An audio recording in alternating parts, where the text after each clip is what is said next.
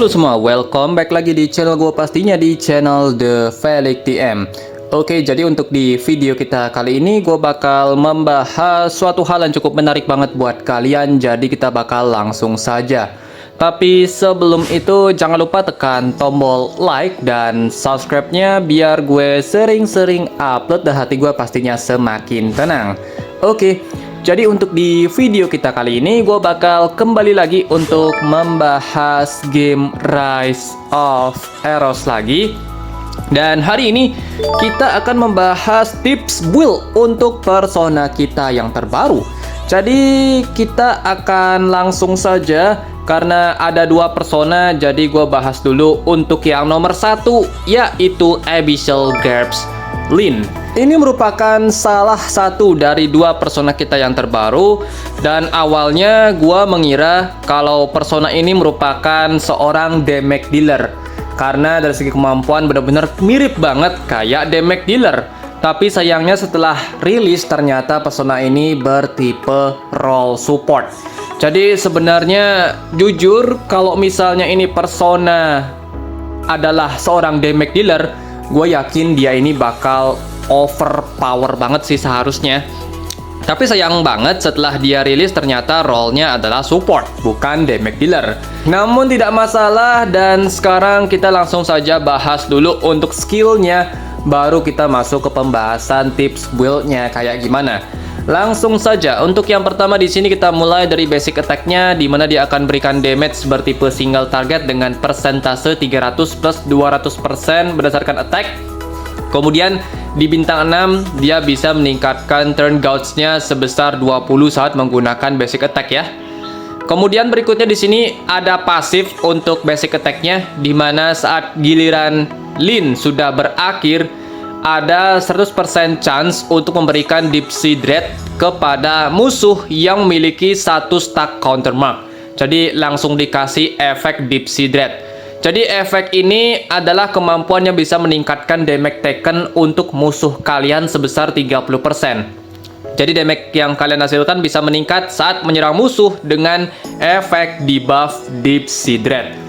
Kemudian berikutnya di sini kita masuk ke skill spesial. Untuk skillnya di sini dia akan berikan damage bertipe area dengan total 140% berdasarkan attack.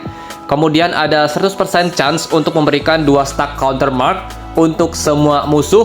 Kemudian jika seandainya target yang kalian serang itu memiliki counter mark, maka damage yang diberikan oleh Lyn akan dipastikan menghasilkan atribut advantage damage. Kemudian ada tambahan 100% chance lagi untuk memberikan 1 stack counter mark kepada targetnya. Kemudian di skill spesialnya dia ada tambahan skill pasif, yang mana jika seandainya ada allies kalian yang menghasilkan damage atribut advantage, maka akan meningkatkan turn gauge sebesar 15 dan hanya berlaku satu kali setiap serangan. Jadi ini bukan setiap satu kali putaran ya, tapi setiap satu kali serangan. Jadi setiap kali kalian menyerang musuh, maka jika seandainya damage yang dihasilkan itu adalah atribut advantage, maka akan meningkat untuk turn gauge-nya sebesar 15. Berikutnya kita masuk ke skill ultimate. Untuk skillnya di sini dia akan memberikan damage bertipe area dengan total 180% berdasarkan attack. Kemudian ada 100% chance untuk memberikan Deep Sea Dread untuk semua enemy selama 3 putaran. Dan di sini dia juga akan meningkatkan turn gauge allies untuk setiap persona yang kita bawa kecuali si Lyn-nya sebesar 25. Kemudian saat pertandingan dimulai, untuk skill ultimate-nya akan masuki mode cooldown selama 1 putaran. Dan berikutnya di sini ada skill pasif, yang mana saat battle dimulai ada 100% chance untuk memberikan Deep Sea Dread untuk semua enemy selama 2 putaran.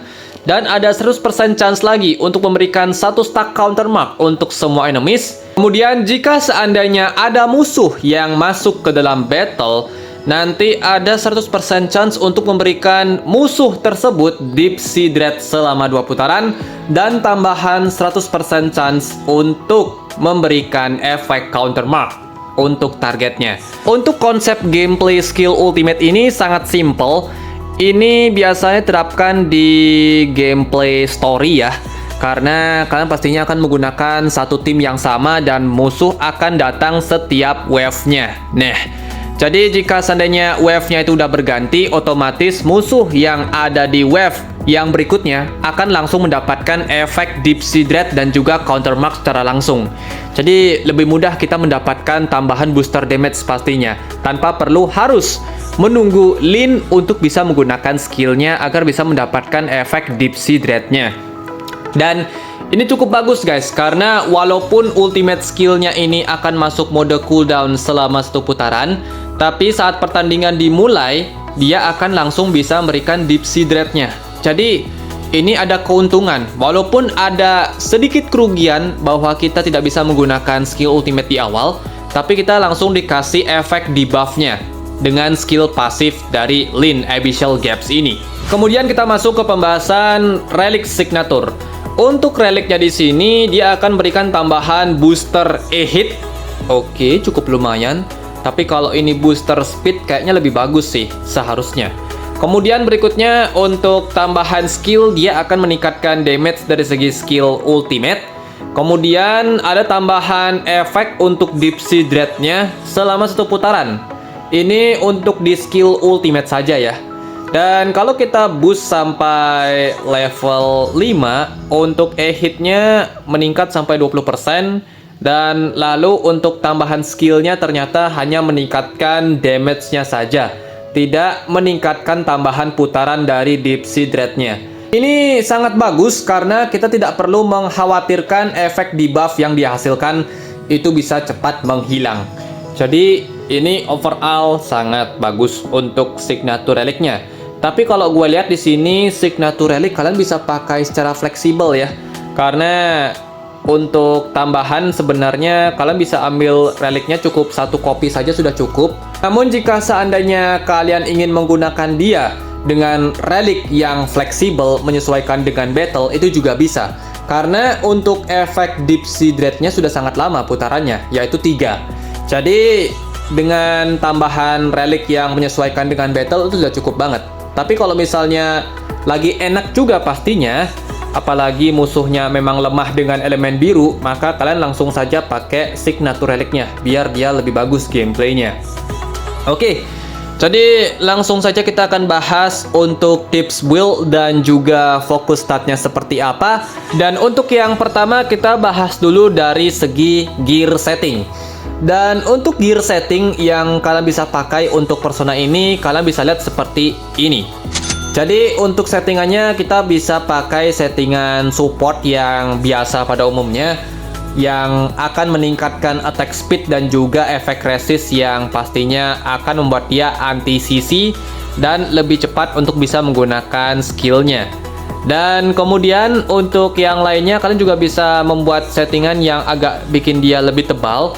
Karena sebenarnya dia ini juga tidak perlu jalan di awal ya. Karena satu, dia ini sudah bisa memberikan efek debuff-nya secara langsung tanpa perlu menggunakan skill ultimate terlebih dahulu. Maka dari itu kalian bisa pilih dia jadi lebih tebal atau kalian bisa bikin dia lebih kencang. Bebas sesuka hati kalian. Menyesuaikan dengan permainan yang kalian perlukan pastinya. Untuk yang berikutnya kita masuk ke pembahasan fokus statnya. Untuk fokusnya di sini kalian bisa lihat untuk settingannya seperti ini. Jadi kita fokus ke arah HP dan juga defense. Ini sudah pasti karena dia ini pure seorang support ya. Kemudian kita juga tingkatkan efek resist. Ini wajib banget agar dia anti CC biar tidak ada efek debuff yang mengganggu gameplaynya dia.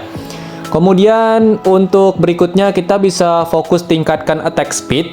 Tapi di sini tergantung situasional kalian juga. Kalau memang mau attack speednya cuma 28 atau 29 juga tidak masalah. Karena dia ini sudah terbantu di awal-awal bisa menghasilkan efek Deep Sea Dread. Jadi kalian tidak usah terlalu mengkhawatirkan untuk masalah attack speed. Jadi ini bebas saja. Kalau mau memang dia attack speednya tinggi tidak masalah. Kalau tidak juga no problem. Ini tergantung situational gameplay kalian saja. Tapi kalau gue saran sih lebih baik Untuk attack speednya itu cuma di angka 28 atau 29 aja udah cukup banget untuk dia.